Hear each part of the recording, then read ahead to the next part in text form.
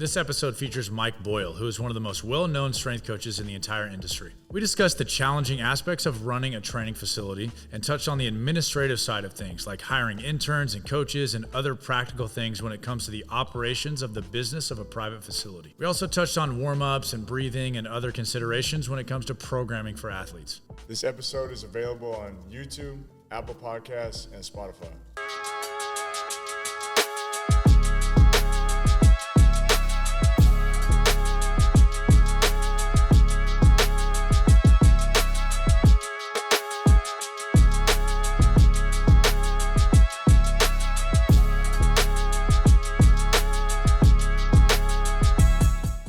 So welcome back to the podcast. We are very excited for this episode. It's kind of funny and unique how it came about. I saw that you were out here in Los Angeles on Ben Bruno's Instagram post. And I thought, because we're 30 minutes north of LA. Yeah. So, I just posted a random Instagram post thinking, hey, maybe you might see it because I know you followed me on Instagram. And you responded and said, hey, you don't have a ton of time. And then Les Spellman, shout out to Les Spellman, he saw my Instagram post and DM me. He said, hey, check your texts. And so he put us in a group chat and said, hey, here's this connection. Hopefully you guys can work something out. So you were, gracious enough to say, hey, come to my hotel and we can film something in the hotel. So we're kind of doing audio only in your hotel room, which is kind of funny. So we appreciate you, taking the time to chat with us. So, I wanted to just get your take on initially a lot of the business side of running a training facility, because you've obviously been doing this at a high level for a really long time. And that's what Jared and I are both in the private space. And so, can you just give us kind of a brief history of how your training facility got started? My training facility got started, it's interesting. I started training kids when I was a college strength and conditioning coach, and the college was letting me train kids because I wasn't making a lot of money. I probably was making $20,000, $30,000 a year or whatever, but they would say, you can use the facility in the summer to train kids. I did. Initially, I started with pro guys, professional hockey players at that stage, and that was successful, and I started getting some parents contacting me about their kids, and my first thought was, I don't want to train kids. I don't want to deal with high school kids, but I probably made, if I was making $25,000, I might have made $8,000 or $10,000 in the summer training pro guys, and I thought, maybe, if I take a group of kids, I can double my salary. It was very economically motivated at that time because I didn't have a lot of money. So I took a second group of high school kids, about 10 kids, and it was very much an outliers kind of group. It was basically kids whose parents had contacted me. My son's skinny, he needs to gain weight. My son's overweight, he needs to get in shape. Most of these kids weren't kind of blue chippers at all, but they came, they really liked it. Kids got better, we had some good results. It's sort of the classic, somebody told their friend. So after a couple of years, all of a sudden I had 120 kids in the summer. And I had probably 8, 9, 10 of our football players working for me, helping me run groups. And I'm just basically winging it, but I'm just running the program that we ran with our college kids, sort of watering down how to teach it. Not even watering down is probably the wrong word, but modifying how we were teaching based on the on the age, the athleticism level. And then we started having some people, and my daughter come, and all of a sudden now we've got female athletes. And this now, if you can imagine, this is probably 1990-ish that this happened. Did it for a while. And then it started to get messy because we were recruiting kids that we were training, and people started talking about, the NCAA implications of, does this constitute illegal contact? There were all these things that were happening, and I thought, I need to probably get out of here and try to do something on my own. And at the same time, I asked a couple of other coaches about the idea of opening a facility. Everybody gave me a resound, no, don't do it, don't leave the college space, bad move. And for whatever reason, I was not a good listener, so I just thought, I think I should.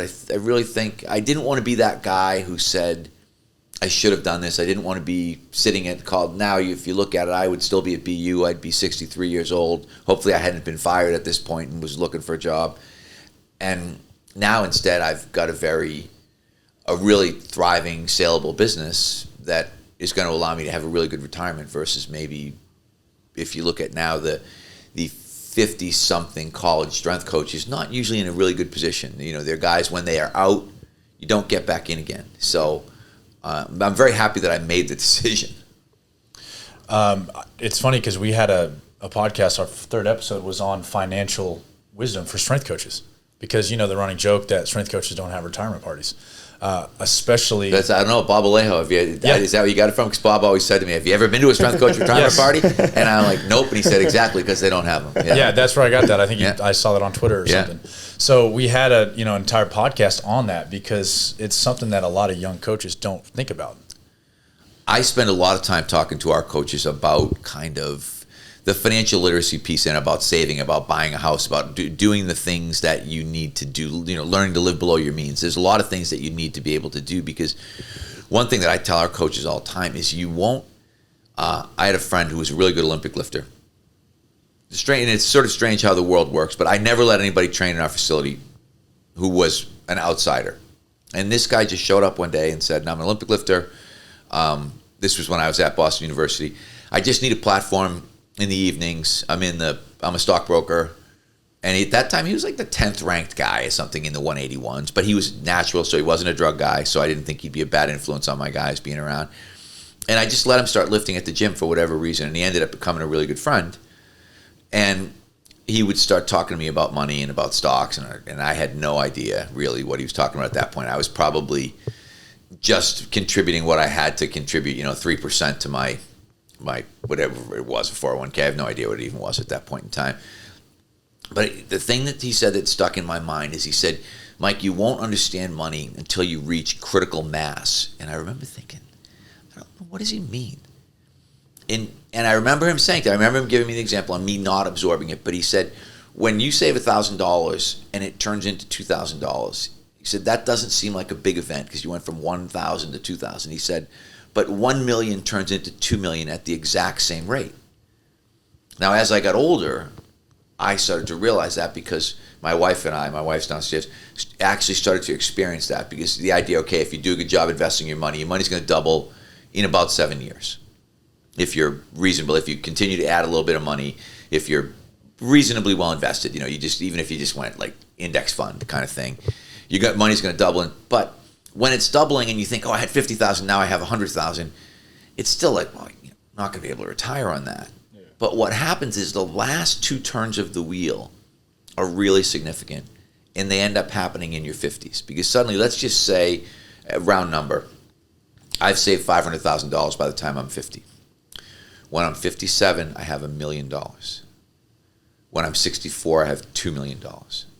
Those are two, and that's where you get into, if you ever read like Compound Effect, Darren Hardy, or Slight Edge, or any of those books, you start to think, holy shit, I really understand this compound interest thing and how it's going to really affect my life later on down the road. And so that goes back, I don't mean to talk too long, but it goes back to the idea of trying to teach people how to save, with the idea that it's not going to make any sense to you at all in the beginning, and then at some point I can remember looking at my wife and saying, shit, we're rich. And she's like, what are you talking about? And I was like, this last kind of turn of the wheel really changed our financial situation in a really drastic way.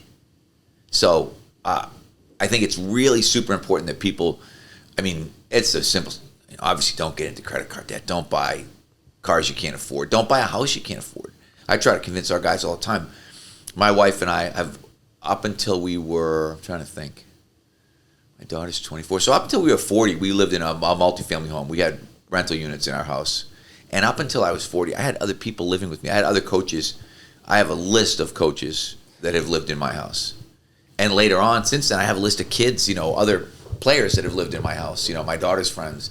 We've almost never lived by ourselves, ever.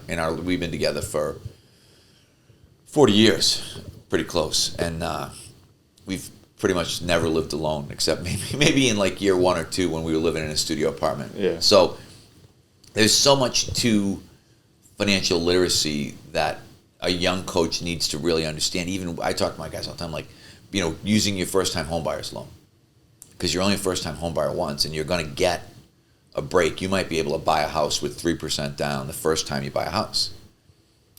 After that, you're going to have to put 20% down. But in the beginning, you're going to be able to go in and have a really low down payment option to be able to buy a house. You can buy usually 1 to 4 family owner occupied. So you could buy up to a 4-unit building with 3% down in some cases If you're living there, yeah. Yeah, as a first-time home buyer, if you're living there.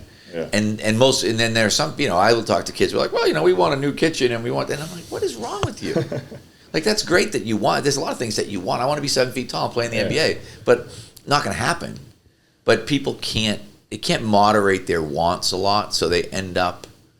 I have friends who spent their whole life buried in debt. People my age who have no savings, but have always had a beautiful house and have always had a beautiful car, and have always taken great vacations, and have no idea how they're going to retire. My wife and I are the polar opposite in terms of we've lived moderately our whole life, but I could stop working tomorrow and be fine. Yeah, that's awesome. That's sorry. super So that was awesome. long. No, you'll that's find all right. out. You don't have to ask me a lot of questions. I'm a long answer to a short question, guys. That's good. Kind of off that. We were just talking about this in the car on the way up here because he had to leave some clients to train with one of his coaches today, and I feel like it's a very hard decision time when you're private by yourself, and then you start to bring on other coaches and paying them, and then on top of that, kind of a loaded question was that your facility is Mike Boyle Strength Conditioning. So I'm assuming early on, a lot of people that came to your facility were like, I want Mike Boyle. I don't want so-and-so, or even if they were the best trainer in the world, they're like, I want Mike Boyle. How did you navigate that world? And was there some times where clients would come in, you'd give them to someone else, you lose that client? Were you okay with that? How did you navigate that world to where you've built what you've built now, to where you have endless coaches? I'm assuming you don't train as much as you did in the beginning. How did you navigate that? Because I think that's one of the hardest things for the private sector, younger coaches, is to take that step of where I'm going to bring employees in, I'm going to bring interns in, and I'm going to try to kind of take a step back and navigate all that. It sounds cliche, but you just have to do it. You just have to say to people, sorry, I can't do it. But Jim can, Ed can, whoever. I mean, I had some great coaches, and I said, I have somebody that can train you. It won't be me. And if they said no, okay, go find somebody else, because I can't do it. And later on, I got to the point where I don't want to do it. And the one thing I did is there was no amount of money that would make me do it. I told people, how much is it to train with you? I'm like, there is no amount of money. You can throw any dollar amount you want on the table. It will not be enough for me to take you as a one-on-one client, because once I create it, what's the old line? Everybody's a prostitute. They just haven't established the price yet, right? Yeah. So once you establish, okay, the rate, there are people that meet your rate, so that they can get you to train, and then you get buried in this nonstop. Okay, I'm doing 8 sessions a week, and maybe I'm making an absurd amount of money during that time, but I can't get out of doing those sessions. So we just said, no, not going to work that way. And it still built. I mean, people, and that's one of the things, like even with Mike Boyle Strength Conditioning, I always used to say to people, if you went to get a Toyota, you didn't go in there and say, is Mr. Toyota here? Right? You just went and you were like, well, I want to buy a Toyota, right? It's a reliable brand name. Yeah. And I felt like we want to become a reliable brand name where people know, like people say, I go to Boyle's. If they go to Boyle's, they know the training is good. They know it's going to be safe. They know there's a quality level that will be present while they're there. So we've developed a brand that stands for something that will hopefully stand for something when I'm gone. So it's just a matter of, you have to do it, and then realizing once you get that first person on, because and like I said, long answers, short questions. I remember listening to Alan Cosgrove do a business talk one time. He's up in Calabasas, and he said, if you have to work every hour in your business, he said, you don't have a business. You have a shitty job.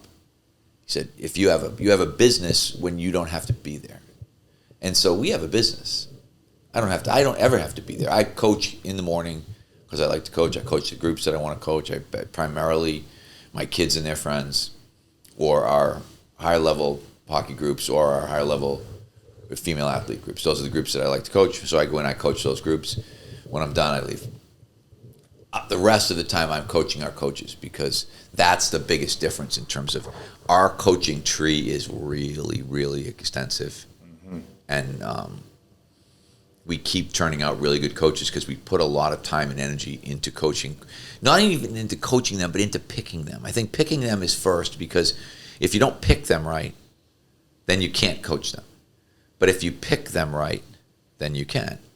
And so we're very conscious of the personality characteristics that we're looking for, and they're very atypical I always say now I'm at the point where I don't want bodybuilders, I don't want powerlifters, I don't want Olympic lifters, I don't want anybody who's involved in strength sports. I don't want anybody who gives me any. If you're still competing as an athlete, generally speaking, and this again, some people will totally bristle at this, but you're probably too self-centered for me. You're probably not going to work out, because if you're worried about, when I have people who are worried about getting their workouts in, and I've had exceptions. I've had some amazing coaches who were trying to compete, as Olympic ice hockey players, and they were great. But in general, we always say, we want somebody whose focus is on helping somebody else, not on themselves. And our industry is a narcissistic bunch, right? I mean, there's so many people that are into, I always say how they look, how they eat. I'm always like, there's just so many, and I say dicks, and people are like, you shouldn't use that word. I'm like, but there's so many dicks in our industry who it's kind of all about them and their coaching because they need a job, not because it's something that they're really passionate about in terms of helping people or helping somebody get better. And building that system is what I'm curious about, because you can do that now. You can train these groups and go home when you want, but building that system, I think there's like two crossroads, right? It's a coach who's training athletes who then decides to open up their own facility. That's a big moment, which is really, really hard to do. And then you get to the point where you have your own facility and you're too big to do it yourself and you have to bring coaches in. I feel like those are the two crossroads. How do you go from having your own facility to then building a system where you are able to pick coaches, or you have an internship program that's robust and people are applying and want to do that, kind of like your model and the Cressy model? And how do you get from that point to the next level? Have you ever read Eat That Frog? No. They always the basic of the book. It's like I don't know if it's John Gordon or not, but it's that kind of John Gordon-esque book, and the whole thing is about the idea. How do you eat the frog? One bite at a time, right? I mean, so I think it's people get too worried about. Well, what about this? What about this? It's like, don't. Just hire a coach. Do a really good job with that coach. And then when that person's schedule gets full, hire another one. And be conscious of looking at people and realizing, okay, who's next? And sometimes you're gonna settle in the beginning. You're gonna look and think, okay, I got a guy who wants to work for me, and he's not perfect. But he is local, and he does want to work for me, and he's probably at least a decent human being, and hopefully I can help him to get better as a coach. So you'll be gradually settling. It's like your first facility. Hey, I'd love to have 20,000 square feet, and I'd love to have turf, and I'd love to have this and that, and you're like, okay, I can't afford anything remotely close to that, right? So maybe I'm going to get 1,000 square feet, and I'm going to start small, and I'm going to move a couple times in the beginning. So I think having no business knowledge in the beginning is really important, because I had none. Yeah. I had no business background at all. So I didn't spend a lot of time overanalyzing things or overthinking stuff. I'm not a Nike person, but I love the Just Do It slogan. But it was one of those, we just did it and didn't really worry about it. And if it didn't work, it didn't work. And I think you want to do that when you're young, when you don't have kids, when you've got a wife who's going to be really patient, or a girlfriend, or whatever it is, because not having a lot of economic burden makes it easy to make kind of snap decisions. You can just be like, again, if this whole thing goes to shit, I can go back and do something else. So it gets harder as you get a little bit older, you get married, you have a mortgage, you have a kid, you have a car payment. Now you have to make some decisions that have other variables in them in the beginning. And for us, my wife and I when we were young and we were starting to do this, I bartended until I was 30 years old. And my primary income came from bartending until I was 30 years old. I was making more money as a bartender, my kids, I'm like the walked uphill to school both ways guy, but we worked every weekend until we were 30. We worked, we would work Friday night, Saturday day, Saturday night, Sunday day. I worked by Fenway Park, which is actually really funny because I ended up working for the Red Sox, but I was slinging Budweisers across the street from Fenway Park for a long time when I was a kid. And when they had a homestand, I'd be there the whole homestand because I could, at that time, I could make $400 or $500 in 4 days. And that was a lot of money when you were making $20,000. Yeah. So we were, and that's what I mean. So I think it still comes down to kind of the hustle part, and are you willing to do what other people are not willing to do. If you want it to be easy, I always tell people, like, if you want it to be easy, if you want to work 40 hours a week, this probably isn't the gig for you. Yeah. I worked 2 jobs till I was 52. When I stopped working for the Red Sox 10 years ago, it was the first time I didn't have some other, something else going on besides Mike Boyle Strength and Conditioning or bartending and working at college or whatever. I'd never had one job. Interesting. Yeah. But I also, I never felt burdened by that. My father was a high school teacher, high school coach, high school principal. Eventually, he was principal when I was, most of my childhood. He was already the principal. But his standard joke was that, lazy people had one job. Because when he was coming up, he coached football, he coached basketball, and then in the spring he umped softball. So he basically worked from pretty much from 7 in the morning until 6 at night every day of his life. Summer he drove a truck for Pepsi. He delivered out a Pepsi route. There was a Pepsi dealership locally in Massachusetts where we were, and he had a summer route for them, and he'd do that all summer. So we were well brought up. Yeah, I think that's huge because I think a lot of young coaches now want this. Oh, it's brutal. And I am so impatient with that. They want stuff. That instant 150 an hour or some crazy number or some, and they're like have zero experience, just went to college, and it's like if you look at where you started, where we started was training kids for free, $10, $20, whatever it was, and hearing that from you is, I think, huge for our listeners because it's like you have to start and you got to put hours in. One, in order to get good at training, because that takes time and effort to actually get good at training. On that was, I know you mentioned, I've seen on your Instagram recently with your coaches meetings and your team meetings you guys do, talking a lot about who you guys hire and how you look at hiring people or interns and stuff. And it's interesting to hear your take on more of kind of the personality side of things. And is that where you look at when you look at interns now versus, I don't know, maybe a guy with a master's degree and thinks he kind of knows everything? And because your take on Instagram was, none of my kids ever come back and ask me, or Mike Boyle benches 300 pounds. They just know that I'm a good guy, I'm friendly to them, kind to them, love on them, all that kind of stuff. And interesting on your take on that, because I think a lot of people don't always see that, is that the personality side of things and how you interact on a day-to-day basis. 100% personality. Everything. That's what we're going to go for first, without a doubt. You do need to look the part a little bit. I would like you to look like an athlete. I would like you to be in reasonable physical condition. But beyond that, as I said, I think somebody who's sort of overemphasized that aspect of things probably doesn't interest me.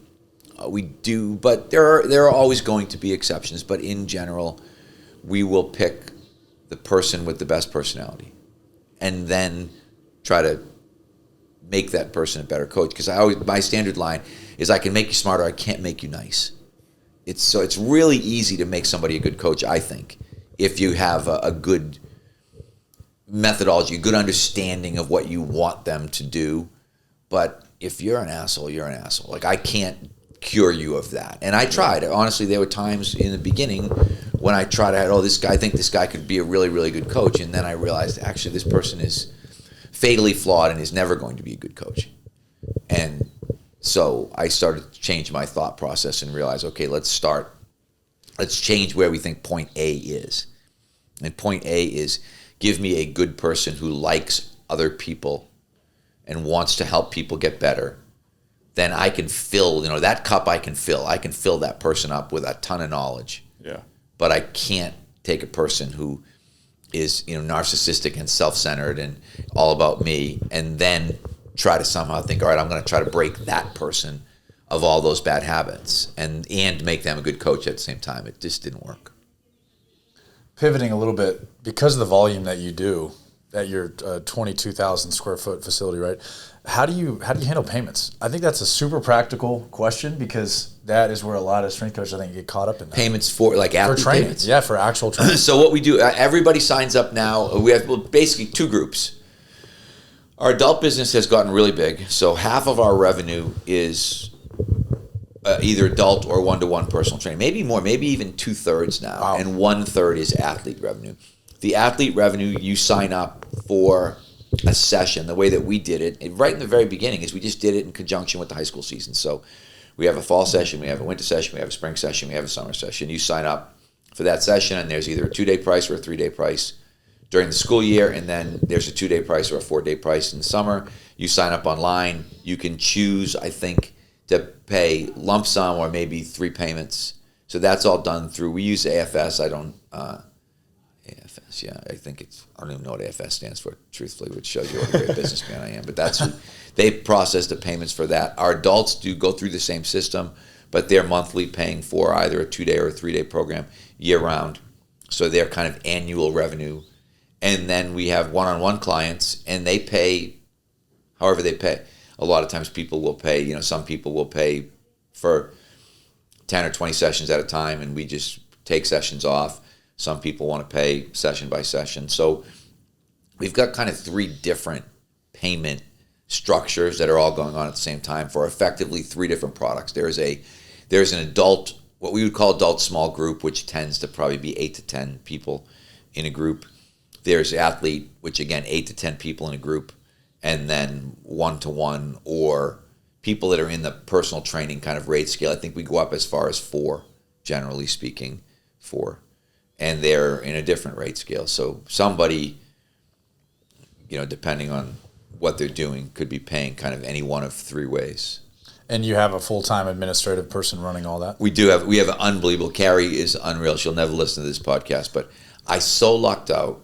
A friend, we were looking for somebody, and we kind of figured, hey, let's find somebody who's looking for mother's hours. There's got to be somebody who wants to work 8 to 2 and just be able to do the sort of everything role in terms of answer the phone, handle payments, do a little sales and marketing, whatever it is.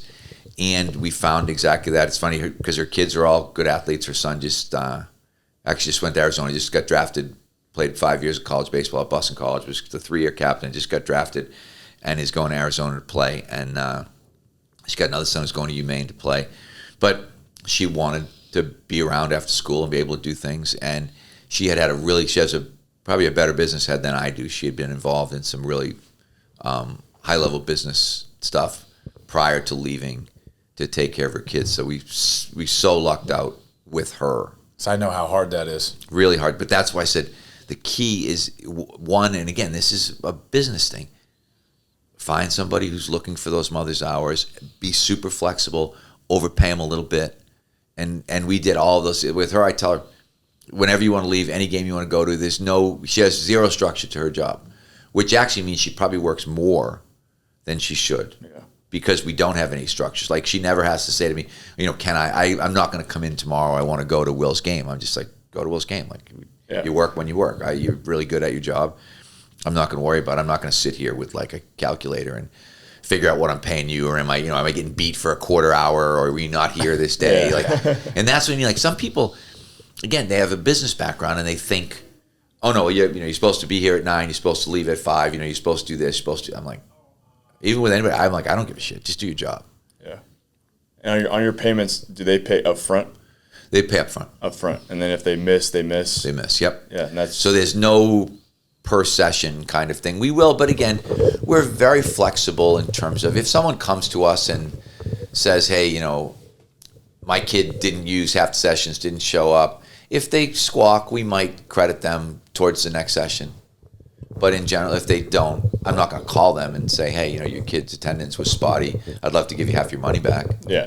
But we're not super rigid, because we realize it's a client-based business. Where I'm reading a book right now called Unreasonable Hospitality, which is actually about the restaurant business, but really good book, I think, for people like us that are in that fitness, space, because he talks about the idea that there's reasonable hospitality, which is what you'd expect, and then there's unreasonable hospitality, which is what you wouldn't expect. And the examples they give in the book, the stuff that they did, they're in the New York, they're like a 3-star restaurant in New York trying to get to be a 4-star restaurant, and the level that they go to try to do that it's pretty inspiring when, because I even think about that. I've been writing notes for our business kind of for the fall and for things that we want to do, but okay, can we take that idea and bring it even more to our clients in terms of really trying to make sure that we know everybody's name and really trying to make sure that we identify that first day person. Because one thing that people will always comment about at our facility is that if you show up, I will guarantee you that not one, but 2 or 3 or 4 or 5 people will come up to you and introduce themselves and ask if they can help you.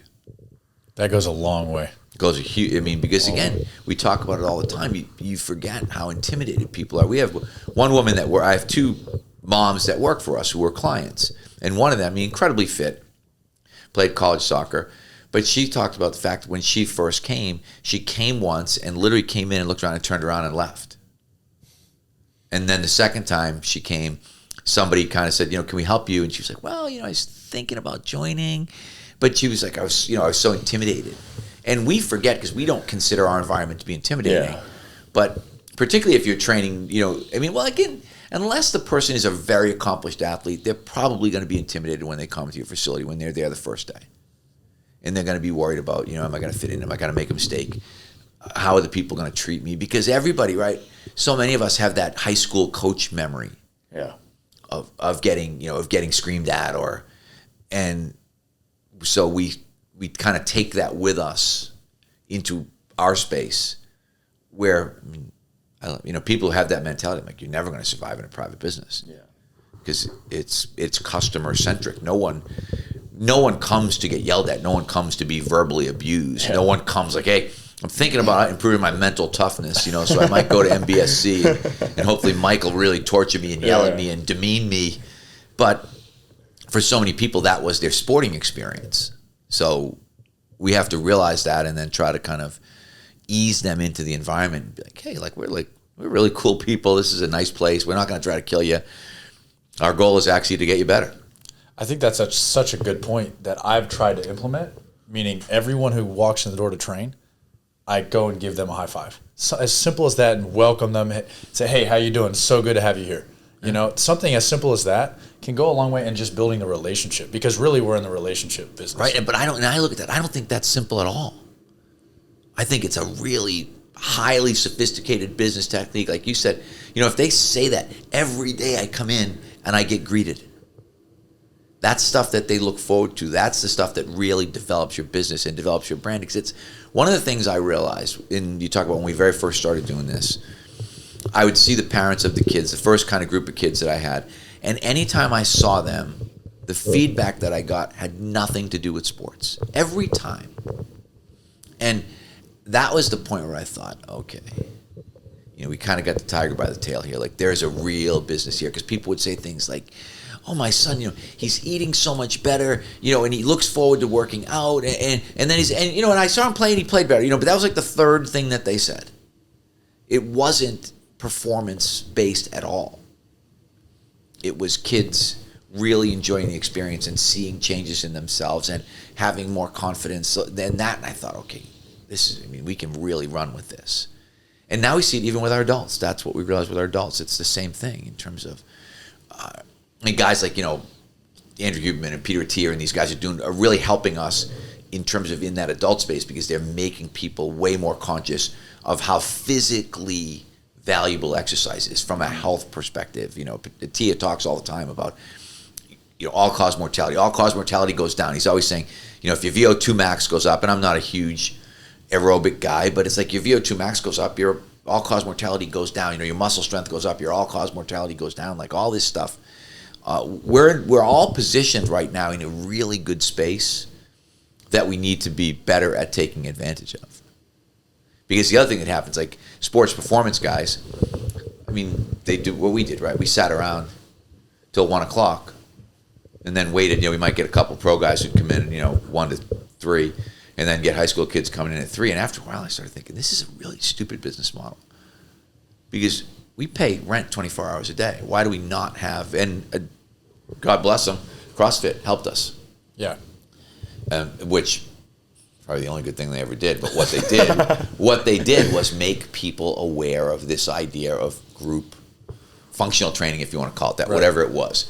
And so you'd end up in a situation where all of a sudden I said, we were like the Ellis Island for CrossFit refugees, right? Send me your sore back, your sore shoulder, your broken knee people, and we'll fix you and put you back on the right track, and then keep you as our client. Yeah. ideally forever. But I think it changed the landscape.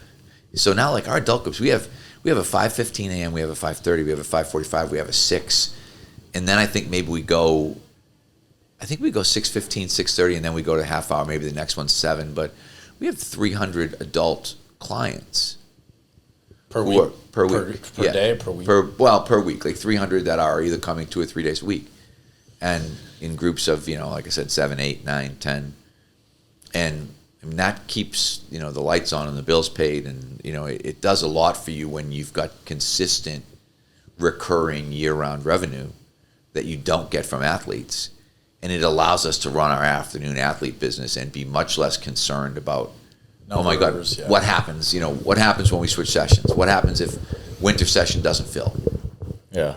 So, I think that one thing I've been thinking a lot about lately, because I just had 2 guys come back in that I've trained since they were athletes, is the importance of when you're training an athlete, the more you could teach them, love on them, all that, or confidence is a lifelong thing they're learning.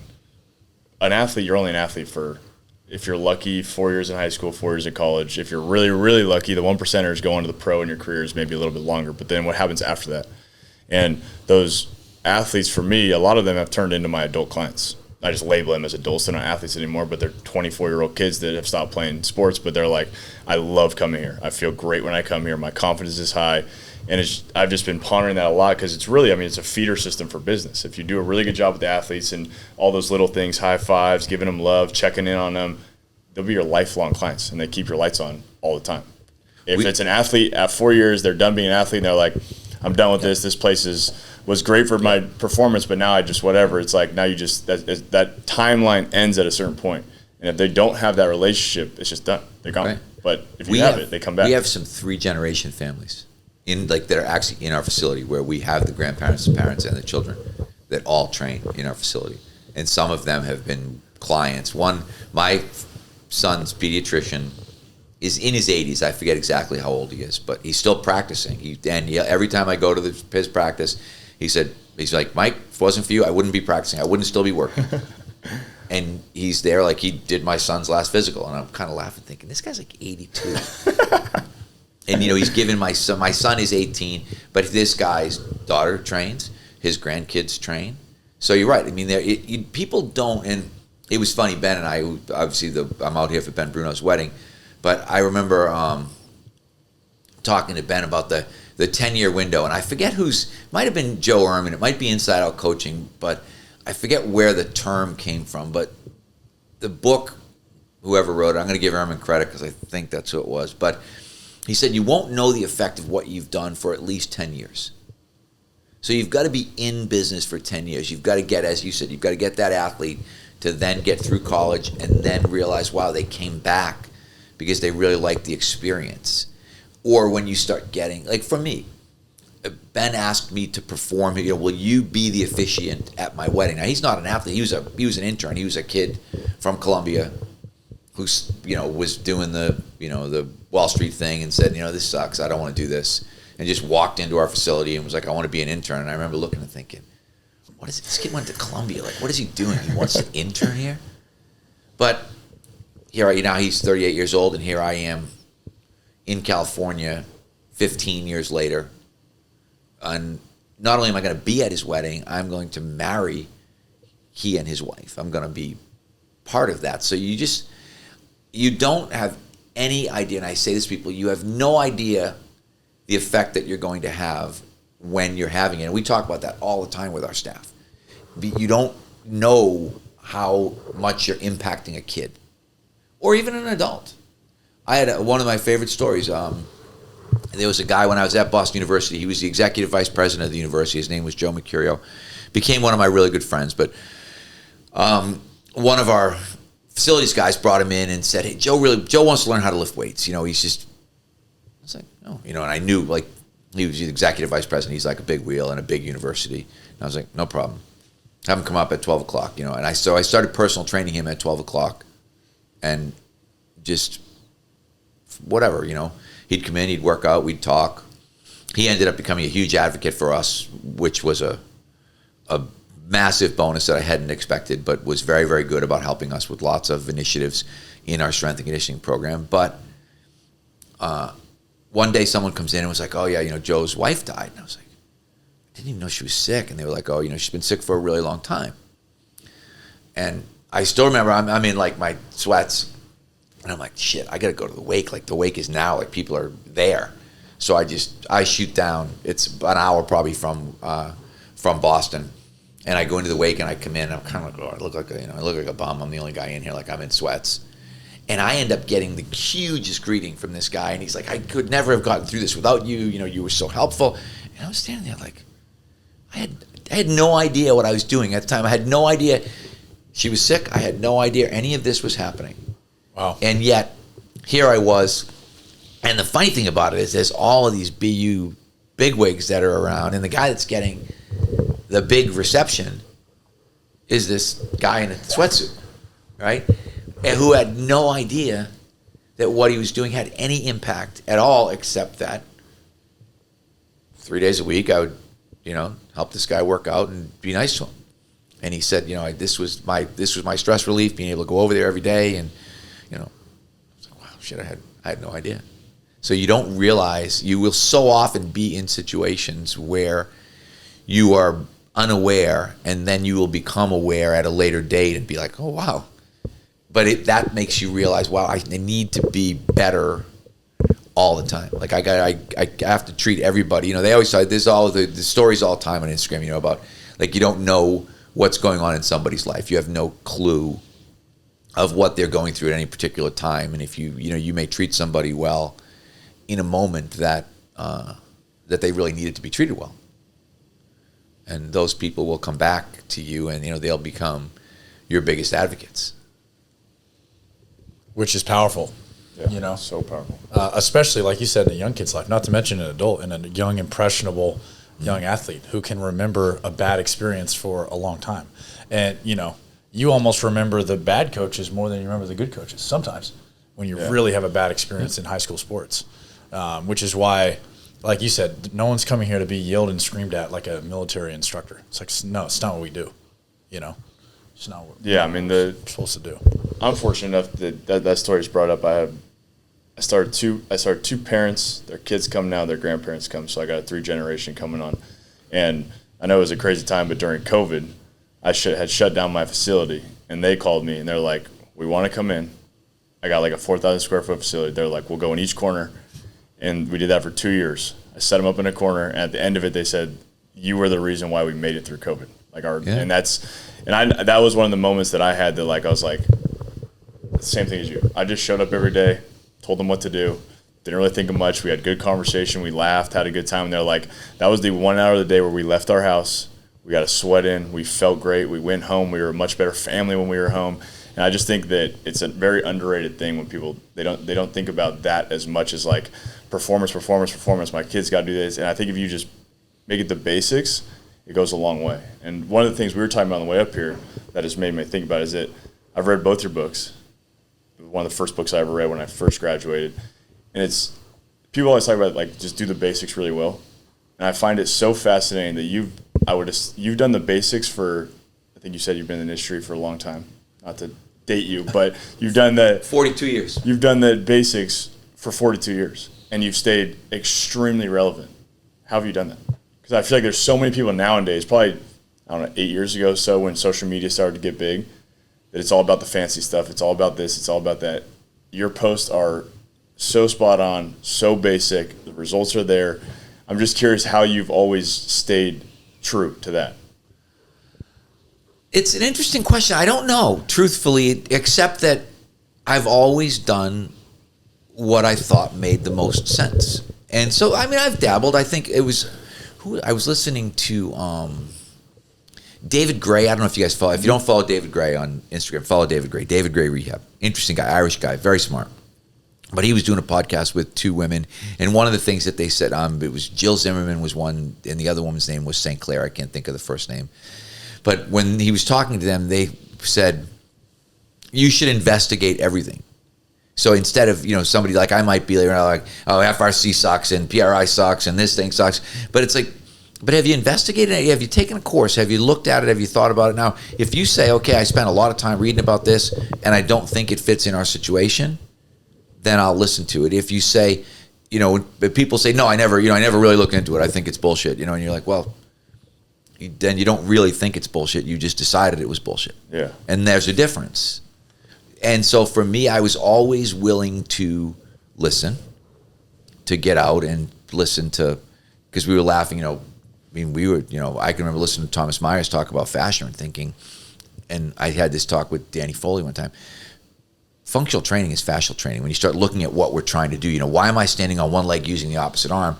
And I'm like, because the way those fascial lines, the way I'm connected, that makes sense. We were doing stuff that made sense 20 years ago. And it didn't make sense to a lot of people. So maybe the reason I'm relevant and it's simple is because I wasn't simple 20 years ago. When we started talking about functional training, there were a lot of people who thought, Mike Boyle's a pussy, Mike Boyle's a loser, Mike Boyle, doesn't want people to do squats. So I think I went through kind of the slings and arrows phase, and now suddenly, because everybody's like me, I tend to be more down the middle. But I was way out in left field at some points when people were, thinking like, what are you talking about? Doing one leg squats. What are you talking about? No one's going to do back squats. What are you talking? Like literally. I mean, people made YouTube videos making fun of me. And I was like, I don't care. We're just going to kind of keep doing our thing and trying to do what we think is the best training. Because I always tell people I'm extremely quick to change as soon as I figure out somebody's smarter than me. So I probably was a bit of an education junkie in the beginning, so I would go out. I can remember meeting Greg Cook, I don't know, it could have been 25 years ago, and thinking, this guy's pretty smart. He's got some stuff figured out here. And he was just talking about diagonal patterns. He was talking then about chopping and lifting and the idea that, hey, we should be moving through the frontal plane and we should be incorporating diagonal movement. And I was kind of like, yeah, that makes sense. And I remember he had listened to Gary Gray, and talking about functional anatomy and thinking, he's right. I remember listening to Stuart McGill, sort of with the anti-flexion thing and saying, well, if he's saying this is how the disc blows up and he's got, studies showing us, maybe we should stop doing that. So we were always willing to do the next thing that made sense and then keep trying to make that systematic where it became part of the program. But now people look at and think, oh, Mike Boyle's, it's so simple, it's so basic. And it's like, yeah, but 20 years ago, people didn't feel that way at all. They thought I always say that I have the guys, I call them the charter members of I used to think Mike Boyle was a pussy club because they were the guys who used to make fun of me. Yeah.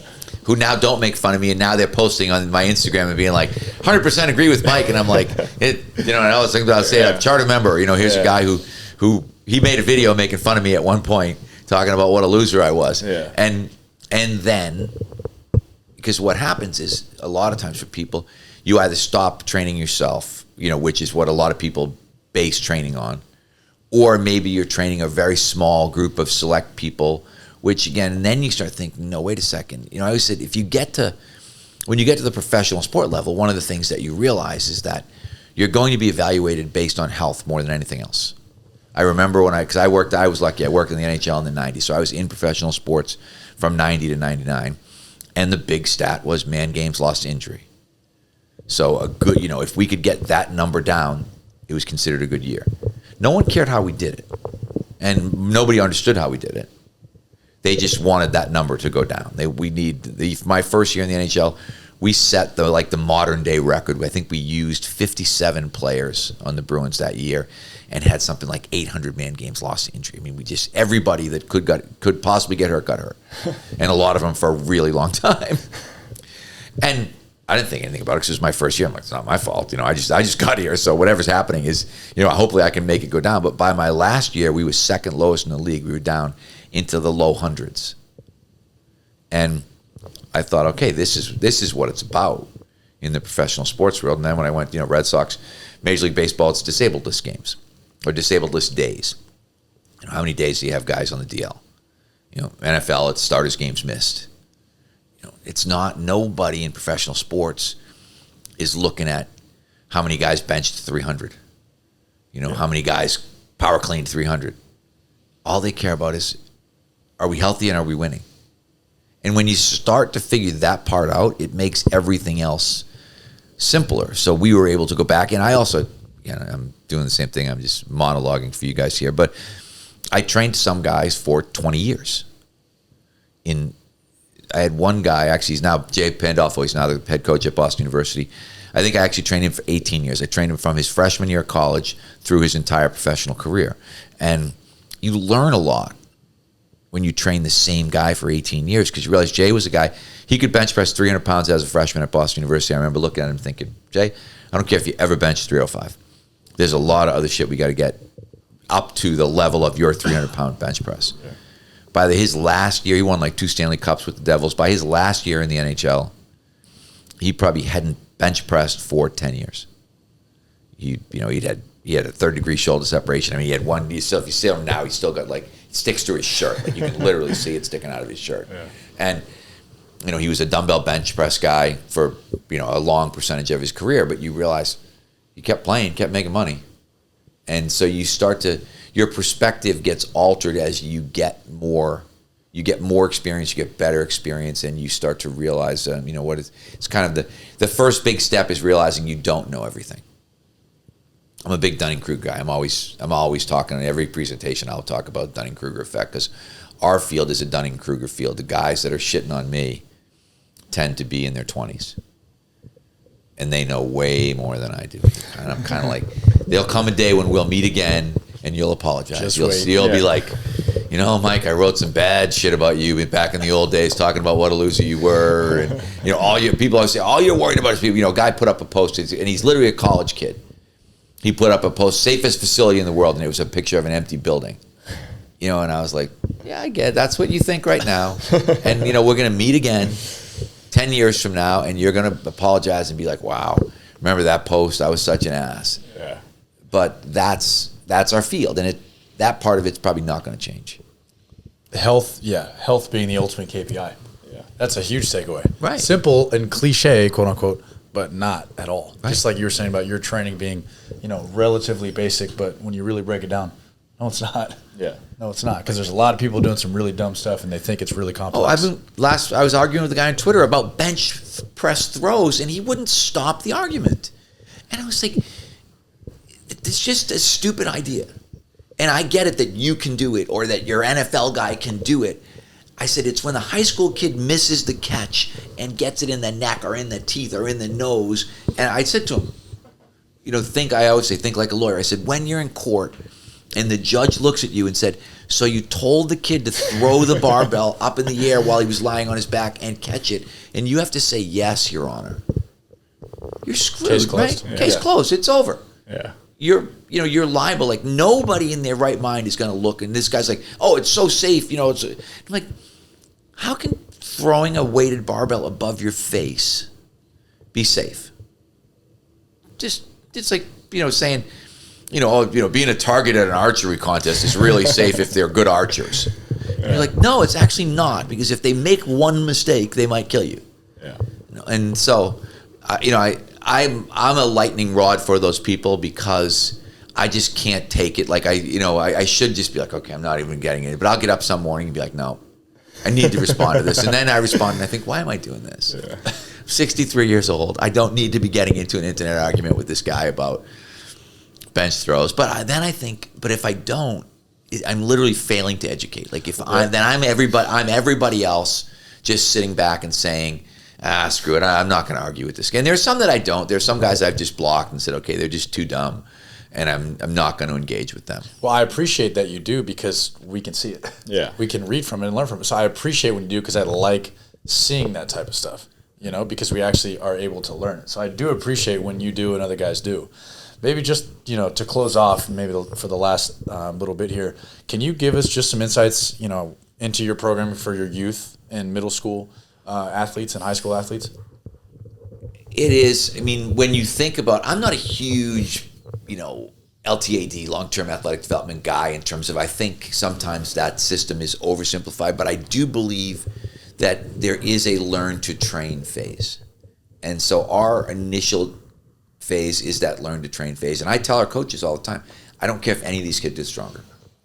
What I really care about is that they become technically proficient. So we teach everybody, they all learn to squat, and that's why when people say, you don't do this, like, come watch our youth program. Everybody squats, everybody deadlifts, everybody does chin-ups, everybody learns to bench press, everybody learns to hang clean, everybody learns the basics in the beginning. But what training becomes about as you get older is, what am I taking away more than what I'm adding? Right. Like, what can you no longer tolerate? Or what doesn't make sense for you as an athlete? So, I go to the Red Sox for, when I get there, and I'm thinking, I love Olympic lifting. We ain't Olympic lifting. There's no chance that I'm, messing with freaking, wrists and catches and all this stuff with these guys. And, how much of their earning power revolves around their ability to manipulate a baseball or their ability to manipulate a bat. I'm not messing with that. So you just realize that stuff. So super simple. We jump, we sprint, we throw. That's where you think our program is really basic, because if you start to boil it down to the simple things, we come in, we do a good job warming up. Always. Never fail. We stretch. I always people, you say you stretch and people look at you like, oh my God, you're a dinosaur. You stretch. And I'm like, but now stretching is coming back. But we've always stretched. But no, I shouldn't say we didn't always stretch. I bought into, maybe 20 years ago, the idea that dynamic warm-up was the way to go, and we completely stopped stretching. And then what I realized was everybody that had problems, when the physical therapist would always comment on their lack of flexibility. They don't have good hip flexibility. They don't have good hamstring flexibility. And I was like, of course they don't. We don't stretch. So 20 years ago, we went back to stretching, and that same thing. Everybody's like, oh my God, Mike Boyle, he stretches, right? But we do simple things well, and we're very, very consistent. We talk about the idea of recipes versus menus, and whenever I do a presentation, I make that point in terms of it is always a recipe, and we stick to the recipe, and recipes tell you what order the ingredients go in and what amounts they go in. And you don't mess with that. You don't look at I always say, you don't look at the recipe and think, I'm going to make pancakes today. I'm going to try it with no milk and no water. And I'm going to try to cook up just the dust, I'm going to just put the stuff in the pan, and I'm going to see how it comes out. I'll tell you how it's going to come out. It's going to come out pretty shitty, right? Because you didn't follow the recipe, because you left a key ingredient out. And I think that's the same thing with training. When you don't follow the recipe and you leave key ingredients out, your training ends up being shitty. So for us... Yeah, what are your ingredients? Yeah, everybody foam rolls. Everybody stretches. Everybody does a dynamic warm-up. Everybody does plyos. Everybody throws med balls. Athlete-wise, everybody runs sprints. When we get in the weight room, everybody learns to Olympic lift. Everybody pushes. Everybody pulls. Everybody does... hip dominant, everybody does knee dominant. Like there's no, and then we can start to add in the cute stuff. 4-day program in the summer, we can start adding in, some hip prehab stuff and some shoulder prehab stuff and a little more core stuff. But in general, if you look at the recipe, it's like, okay, can I make a reasonably good sandwich here that everybody's going to like? Okay, that's what we want to do. It doesn't have to be. And minimum effective dosage. Yeah, we're real big, low volume people, minimal effective dose people in terms of, because again, and this is as you start to understand, whether it's youth sports, you've got to worry about kids who have, too many practices, they're overscheduled. You don't need, I look at that and think, what's the least amount I can do to you to get you strong? We do a lot of, like my son and his friends, it's almost like old school, Nautilus hit stuff, one set to failure, warm up and then, do a set of chin-ups, do as many as you can with X amount of weight. Bench press, warm up, do as many reps as you can with X amount of weight. It's, okay, next exercise. When your training age is so low, that's all they need. Yeah, I think when your training age is high, that's all they need. I think it's the opposite. I think, I think we've been, and this is another whole podcast, but I think we've been very much sold a bill of goods by the whole kind of steroid bodybuilding industry in terms of, I don't think we have any idea what actually works. because we've been listening to drug users for so long tell us what works, but they were leaving out the critical variable. So I think low volume stuff works with everybody all the time, and so we stay that way. And our athletes are strong. Like I posted a video of our girls the other day. We get girls cleaning 135, boom, they come in 135 for 5, no problem. And not one, but a whole bunch. I can line up a row of them, and they can all grab 135 and bang out 5 cleans. They can go over to the chin-up bar and strap on 25 pounds and bang out 5 chin-ups. And it's not complicated. And I always laugh, like my smarter these, because I have a bunch of these girls that have been playing in our national women's ice hockey program for a long time. And jokingly, they'll always, what weight do I do this week? And I'll look at it and they'll be like, I know. The weight I did last week plus either 2.5 pounds or 5 pounds. And I'm like, exactly. So look at your sheet. If it was hard, add 2.5, put 1.25s on. If it wasn't very hard, put 2.5s on and add 5 pounds. That's what you're going to do this week. And they know, but they still want to ask you. And they'd like you to write their weights in their sheets for them. And they'd like you to watch the set that they did. But in general, they have a fairly good grasp of what they need to do. And that's our program, literally. I always say to people, our periodization, freaking probably Stone Age simple. 3 weeks, change reps. 3 weeks, change reps. Nothing fancy. Yeah, I think the biggest thing I took away the question I asked last was, I feel like you just try to do the best possible job you could do, and you just slowly learn as you go, and you implement what you like into the program, and you just let it to keep going. And I think that is huge for our listeners and young strength coaches, that you don't have to just take things and put them in just because someone's doing it. But if you really start to understand why they're doing it, and it fits into your setting and how it works in your whole system, then you put it in there and you just keep cranking away. And I think so many people try to take too much of other people's stuff, and then their program's just all over the place, and they get no results. It goes back to the recipe idea. And I think the basics are perfect, and it's interesting to hear your take on that.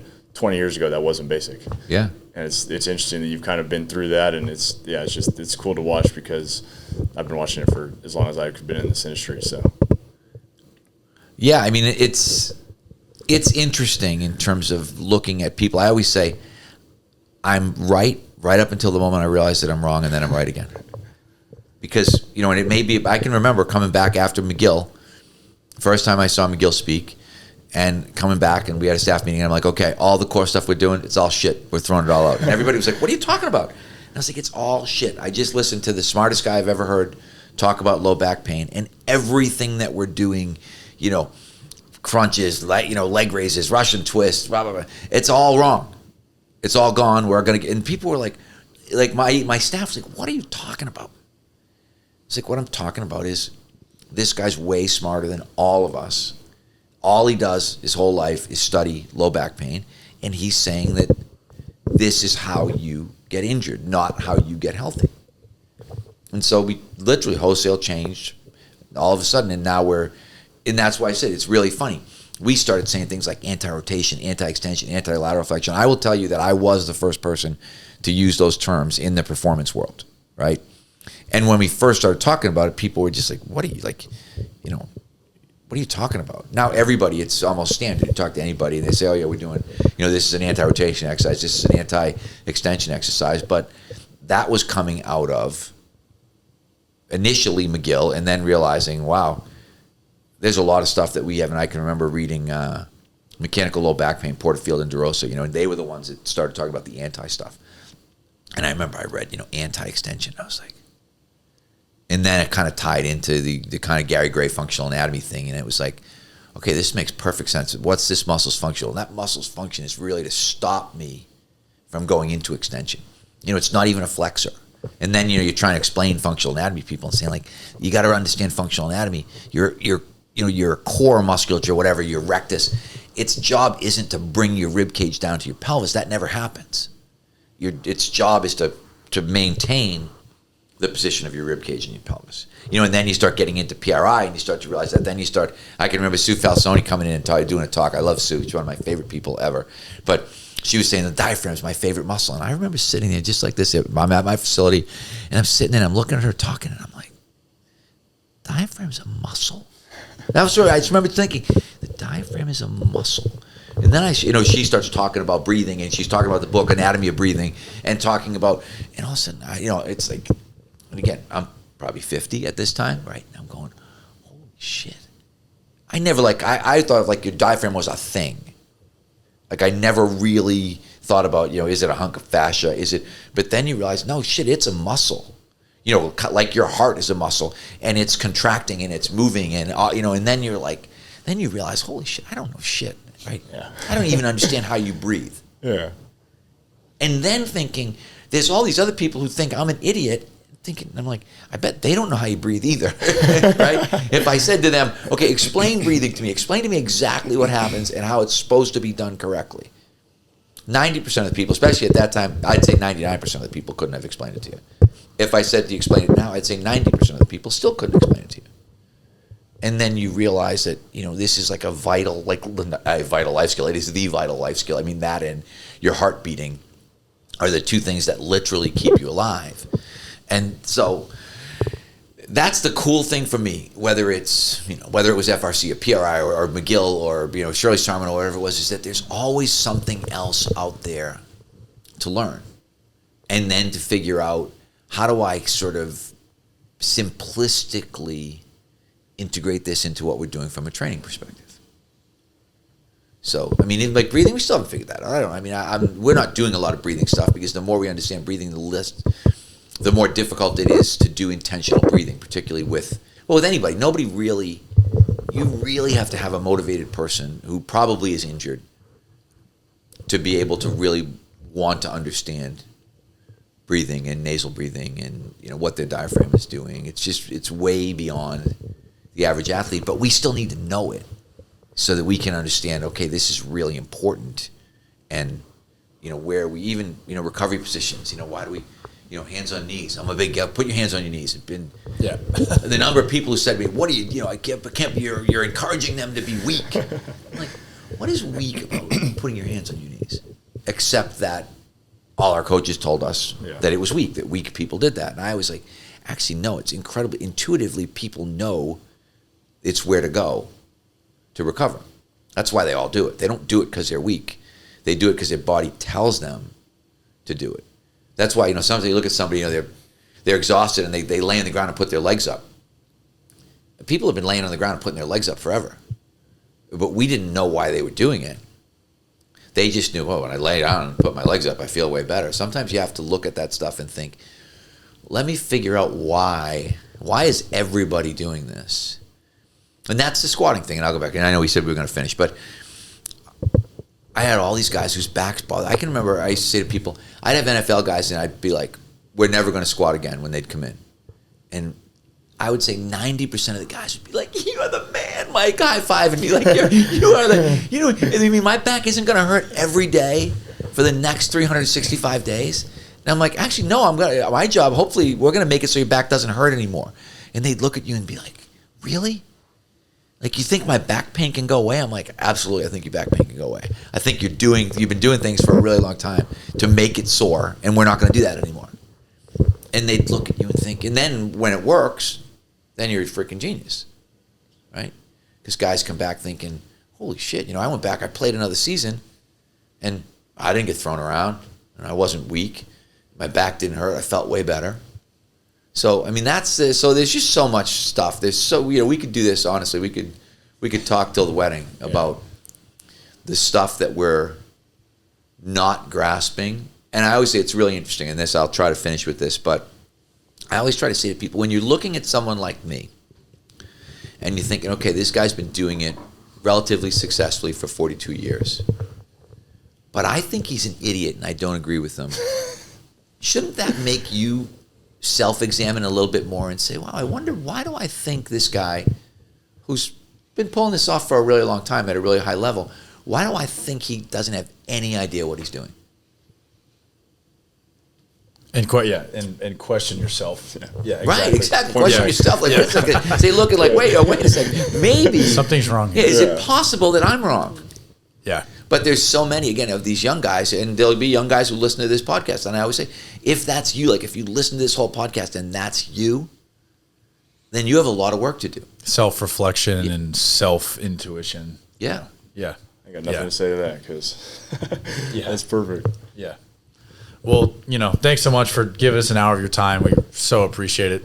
As we're sitting in this hotel room, I think it was pretty cool. So, awesome. Thanks so much for your time. Hope you have a safe trip. Thank you guys for coming. This was great. I love doing it. That's why when I first saw the Instagram thing, I'm like, I don't think I can pull this together, But then when Les was like, no, these guys are nearby, I'm like, yeah, if they'll come to the hotel, why not? Yeah. Appreciate you, Mike. Cool. All right. Thank you. Thanks, guys. Oh, that was great.